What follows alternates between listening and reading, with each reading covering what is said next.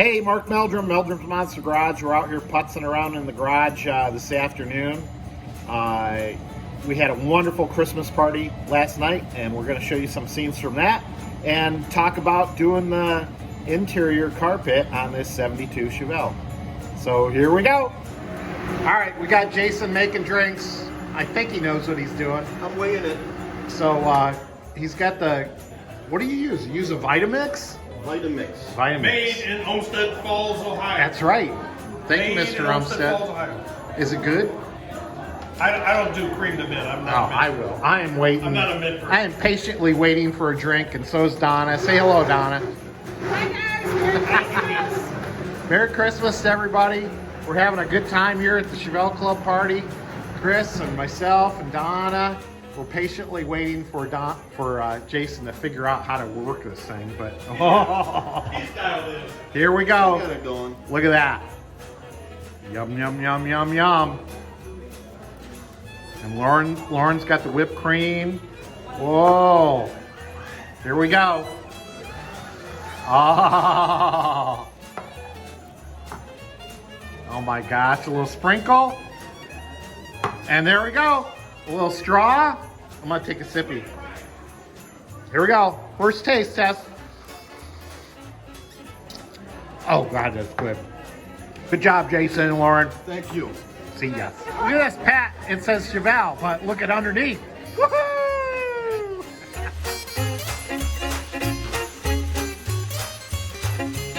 We'll line up right here. All right, we're fluffing for the ugly sweater contest.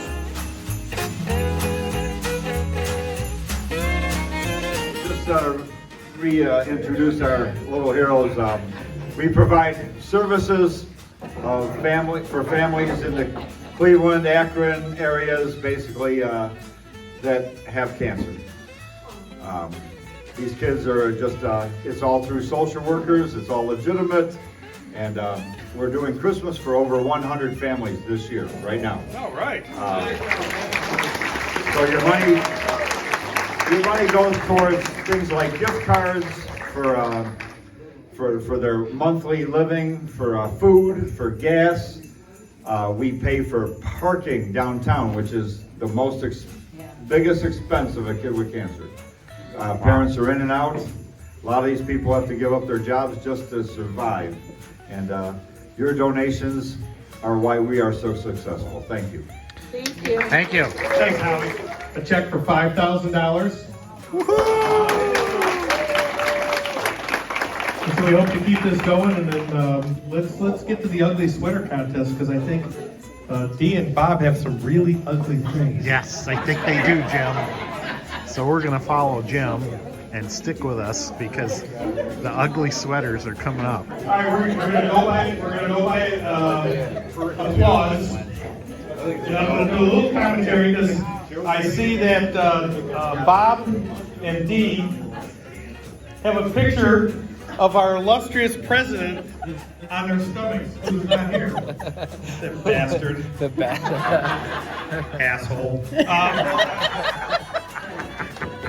What did you say again? I didn't say anything. It's something about a hole. I have no idea. So I'm gonna do the handover. We're gonna have you guys applaud, and then we're gonna figure out who wins the ugly sweater contest.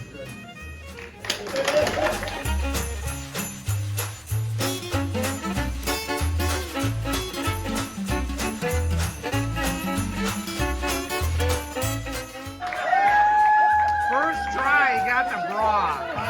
Wow. Come over here.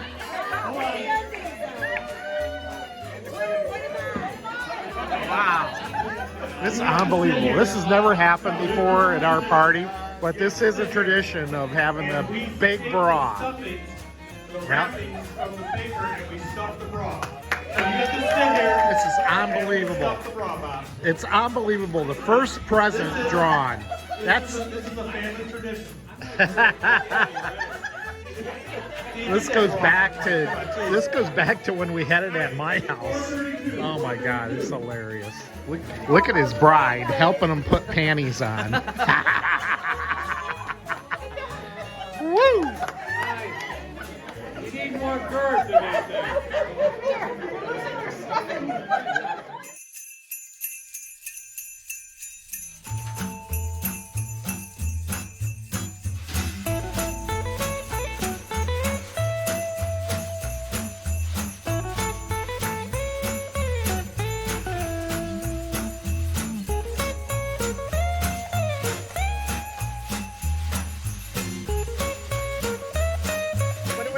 up here, pull out the damn tissue paper, start unwrapping, and look really deep in that box. You just might find something. We got all right, 420. I get to see Bob. Bob, you retired now? I haven't seen you. I've been retired for about 18 years. I've seen Bob every once in a while because I work for the Cleveland Browns and I'm on the sideline on the visitor side. Oh, and what's Bob that? would run the camera card up and down the sideline behind And me. 5 Super Bowls. And 5 Super Bowls. What'd you Which get, was Bobby? always funny to show up there and then turn around and there's Come on, Bob. Bob. Hurry up, Bob. Open it up, Bob. It wasn't for the Browns. No, it wasn't. He was there for a paycheck like I think me. it's upside down. Oh my goodness. And I have another one at home. Now I got 2 winters. Hey, is it metric or is it English? Anybody need your nuts tight?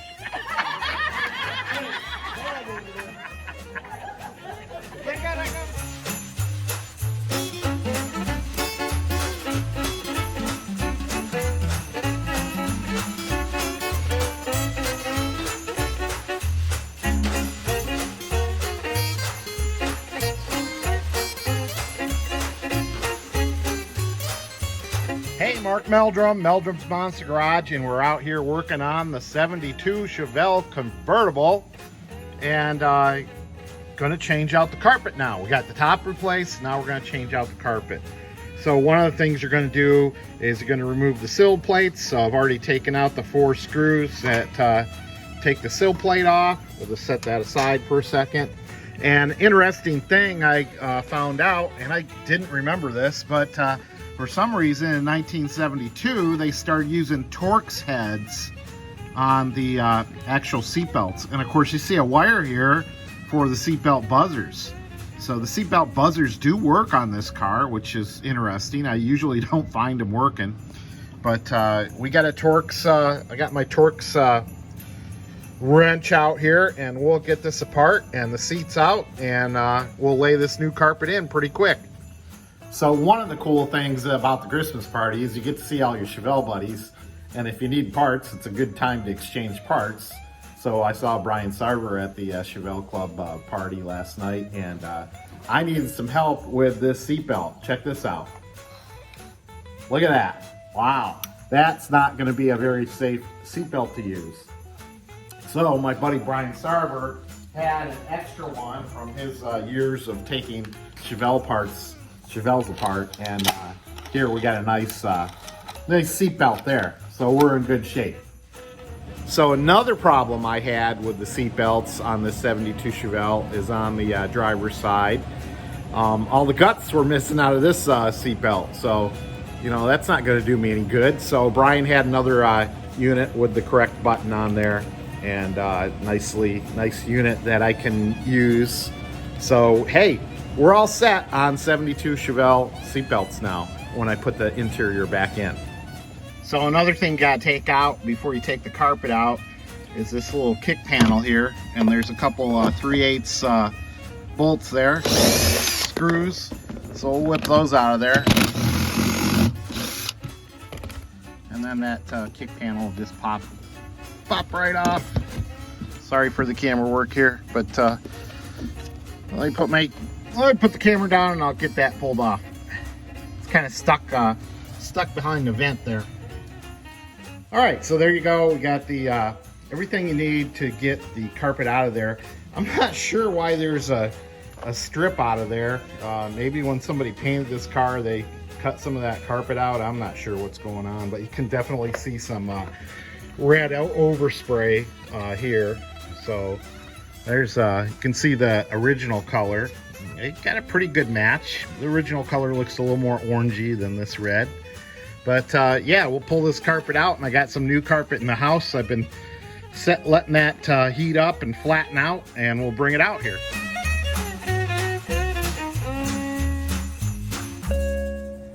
Found it kind of interesting. You know, you always wonder, you know, nuts, bolts, screws, what does the factory leave behind? And we're in the driver's well here, and it looks like there's a screw here.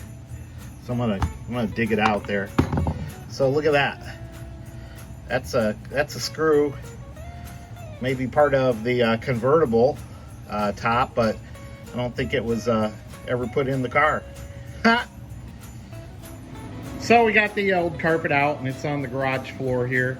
I tell you, one of the big reasons I wanted to replace this, of course, being dirty and worn out, you can see that there's a hole right there. So that's no good, and same for the other side. It's just worn out right through.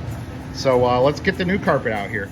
So it's interesting. I think I know where that screw went. You can see it right here, and here it is in my hand.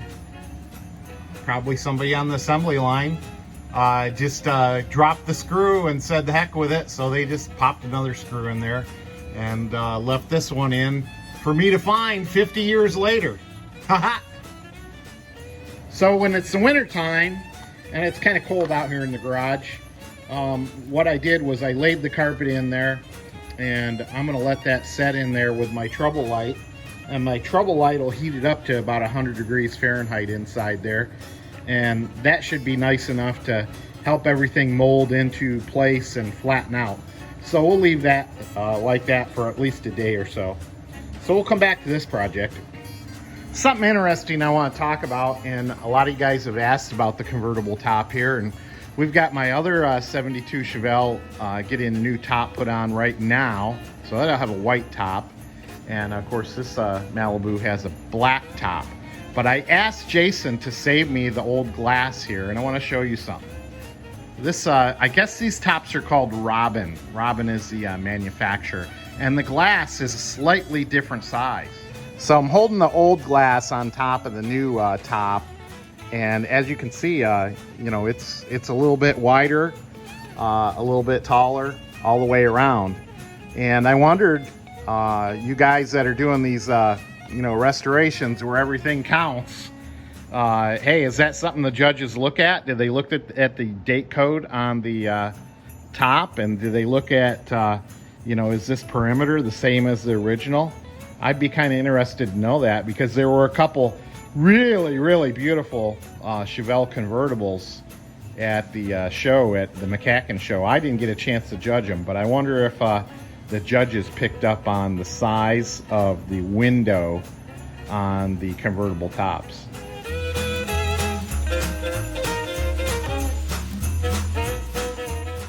All right, hopefully you enjoyed the Christmas party scenes from last night. We had a heck of a time.